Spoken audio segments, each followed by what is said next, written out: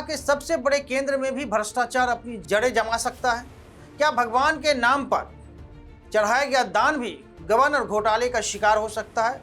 और अगर श्रद्धा से जुड़े स्थानों पर ही सवाल उठने लगे तो लोगों का विश्वास किस पर कायम रहेगा, यह प्रश्न बनने लगता है। क्योंकि जिस आस्था के लिए लोगों ने 500 साल तक का इंतजार किया, तब जाकर वक्त ने करवट लिया और उनका सपना पूरा हुआ।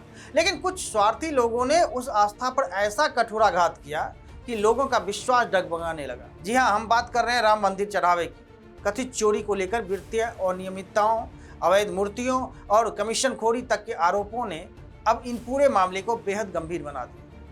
क्या है पूरा मामला, जानने के लिए वीडियो के अंत तक देखिए और इसमें क्या क्या कार्रवाई हुई है इसके लिए बने रहिए वीडियो के साथ। राजवाणी पर आप सभी का बहुत बहुत स्वागत है और मैं हूं आपके साथ सुमन।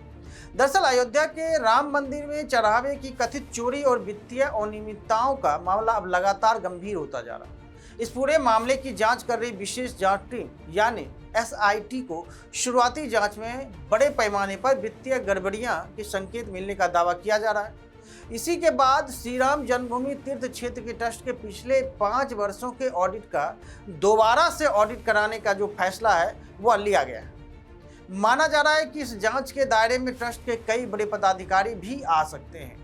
उधर शासन ने एसआईटी को अपनी रिपोर्ट सौंपने के लिए 15 दिन का अतिरिक्त समय दिया और अब नई समय सीमा 15 जुलाई तक की गई है। जांच एजेंसियों के मुताबिक केवल चढ़ावे की कथित चोरी ही नहीं बल्कि मंदिर में नौकरियों के नाम पर रिश्वतखोरी और निर्माण कार्य में कथित कमीशनखोरी के आरोपों की भी जांच की जा रही है। सूत्रों के अनुसार अगर बात करें तो एसआईटी को मिले कुछ अहम साक्ष्यों के आधार पर अब ट्रस्ट के निर्माण कार्यों और वित्तीय लेन देन की गड़बड़ी यानी गड़बड़ियां जो है गहराई जा रही है और उनकी पड़ताल भी गहराई से की जा रही है। यह भी दावा किया जा रहा है कि राम मंदिर को दान में मिले सोने चांदी के आभूषणों का अब तक समुचित ऑडिट नहीं हुआ है, जिसकी भी जांच की जा रही है।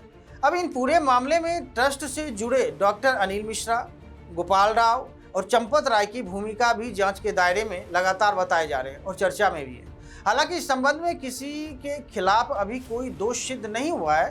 पूछताछ के दौरान डॉक्टर अनिल मिश्रा ने कथित तौर पर पूरी जिम्मेदारी टिन्नू यादव के नाम के व्यक्ति पर डालते हुए स्वयं को निर्दोष बताया। हालांकि उन्होंने निगरानी में चूक होने की बात स्वीकार किए जाने की भी चर्चा की है। इधर पुलिस और एसआईटी की टीमों ने गिरफ्तार आरोपियों की कई ठिकानों पर छापेमारी की। मुख्य आरोपी बताए जा रहे अविनाश शुक्ला के कमरे से पुलिस ने कथित तौर पर राम राज्य कोष लिखा एक संदिग्ध संदूक और एक फर्जी क्यूआर कोड बरामद किया है, जिसकी जांच लगातार जारी है।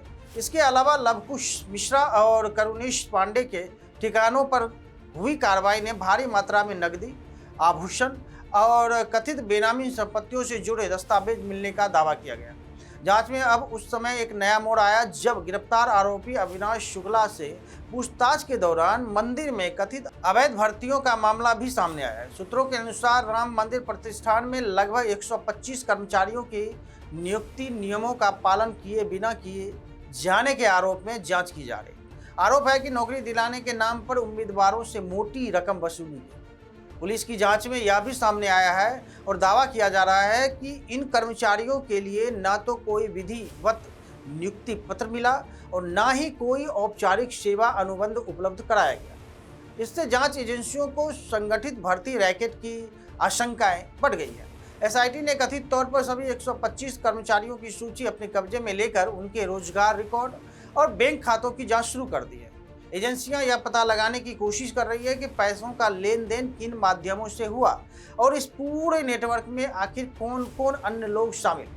जांच का दायरा अब ट्रस्ट के एक प्रभावशाली सदस्य तक भी पहुंचता दिखाई दे रहा है। उनकी संपत्ति की जांच भी लगातार की जा रही है ताकि यह पता लगाया जा सके कि ट्रस्ट से जुड़ने के बाद उनकी संपत्ति में कोई असामान्य बढ़ोतरी तो नहीं हुई है।